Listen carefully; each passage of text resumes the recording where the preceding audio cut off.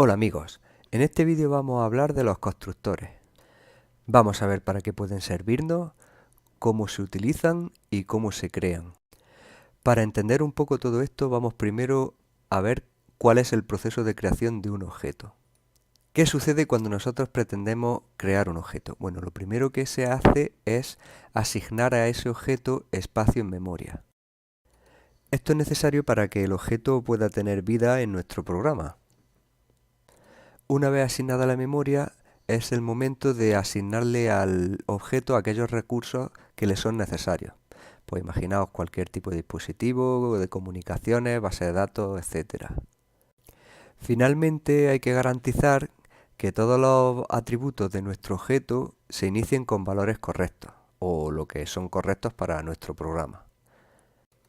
Bien, pues a todo este proceso que se sigue para la creación de un objeto, para su construcción, se le llama instanciar un objeto o instanciación. Una vez sabido esto, ¿qué es un constructor? Bien, pues un constructor es un método especial de una clase que sirve ni más ni menos que para instanciar objetos de esa clase. Es decir, asignarle memoria, recursos y valores. Y además, también indica al compilador o al intérprete qué métodos responderán a los mensajes que reciba este objeto del resto de objetos. ¿Cómo? Un momento. ¿Qué indica qué? ¿A quién? Bien, para no profundizar mucho, a grandes rasgos diremos que podemos declarar un objeto de una clase, pero usar el constructor de otra clase para instanciarlo. El compilador o el intérprete, para saber exactamente de qué clase es ese objeto, lo que hace es mirar qué constructor fue el que lo creó. Vamos a ver un pequeño ejemplo. Aquí vemos tres variables que están declaradas como de la misma clase empleado. Sin embargo, Pedro está instanciado con el constructor de empleado, Juan está instanciado como constructor analista y Ana está instanciada como directivo.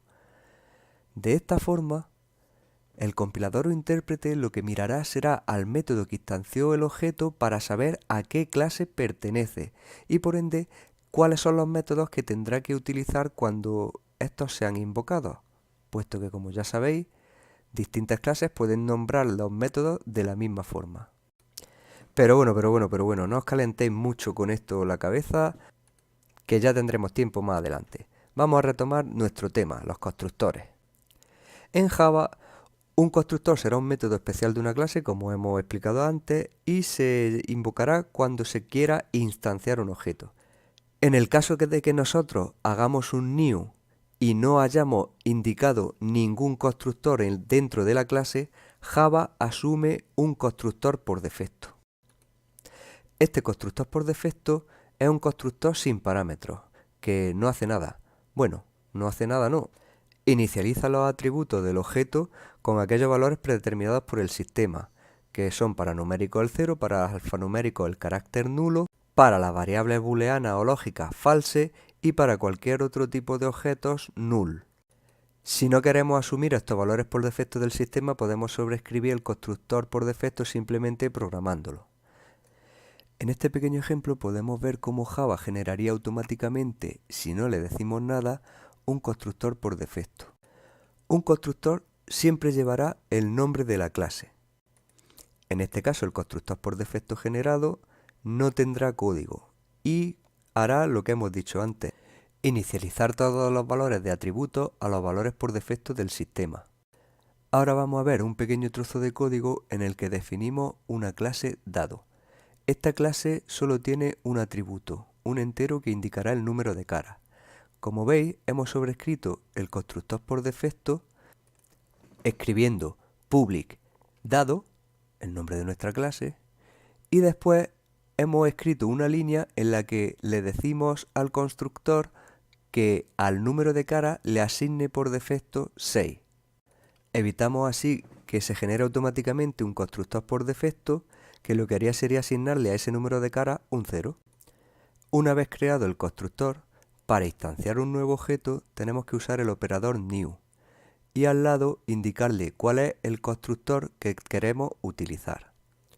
Si añadimos al código anterior un método main, podríamos generar una nueva instancia de dado escribiendo que mi dado es igual a new y el constructor de la clase que queremos utilizar, en este caso dado y paréntesis vacíos, es decir, el constructor por defecto. Ni que decir tiene que también podremos generar constructores con parámetros, simplemente con la restricción de que no podrá haber dos constructores con exactamente los mismos parámetros. Estos constructores con argumentos nos permitirán instanciar los objetos de una forma más personalizada. Vamos a ver un ejemplo más gráfico que nos muestre cómo poner en práctica todo lo que hemos aprendido hasta ahora sobre constructores. Vamos a crear una clase persona. A esta clase le vamos a añadir los siguientes atributos: un nombre, una edad, un sexo, una altura y un peso. Aunque no lo hemos dicho, a la misma vez que declaro los atributos, puedo hacer que estos atributos tomen valores por defecto. Estos valores se tomarán antes de la ejecución del constructor. Bien, ahora vamos a definir un constructor por defecto, vacío. Yo podría decirle que los atributos de la clase tomarán estos valores por defecto: cadena vacía, 0 y 0 para edad, altura y peso. Sin embargo, estos serían los mismos valores que Java asignaría si yo dejara vacío el constructor por defecto. Y también podríamos decir que esto sería lo mismo que no incluir el constructor. Bien, es cuestión de gusto, aunque casi siempre se aconseja que aunque no pongamos nada dentro del constructor por defecto, lo generemos. ¿Vale? Yo lo voy a dejar aquí más recogidito y ahora voy a generar un nuevo constructor. A este nuevo constructor le voy a decir que admita un parámetro, el nombre. Se supone que dentro de este constructor yo tengo que asignar al atributo nombre mi parámetro nombre. Sin embargo, el entorno nos está indicando que lo que hemos hecho es asignarle al parámetro nombre ese mismo parámetro nombre. Si nosotros lo que queremos es asignarle a nuestro atributo de clase nombre el valor del parámetro nombre, tendríamos que escribir delante de nuestro atributo la palabra reservada this, de forma que no dejáramos lugar a dudas de si estamos hablando del atributo de clase o del parámetro. Una curiosidad: si nosotros tratamos de generar un nuevo constructor con los mismos parámetros que otro que ya teníamos, se nos avisará de que eso no se puede hacer. Vamos a escribir algunos constructores más. Uno que admita, además del nombre, también la edad. Otro en el que a estos dos atributos le sumemos también el sexo. Y un último constructor que incluya todos los atributos de la clase. Como veis, lo único que hemos hecho en estos constructores es asignar los parámetros que nos dan a los atributos de nuestro objeto. Creamos ahora un método main que nos permita probar estos constructores. Yo voy a crear un objeto con cada uno de los constructores que hemos generado. El primero usaría el que tiene solo un string como parámetro,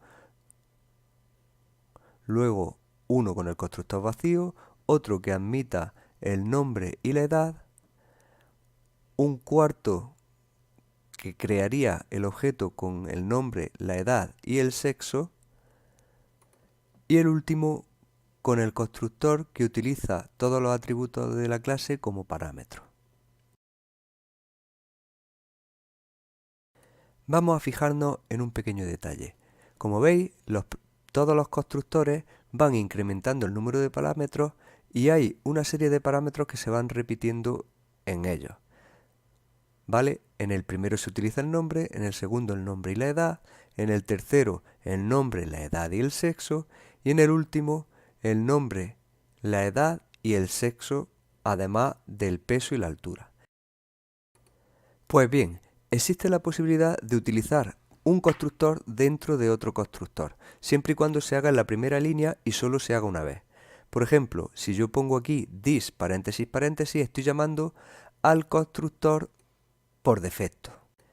Es como si estuviéramos sustituyendo this por el nombre de la clase.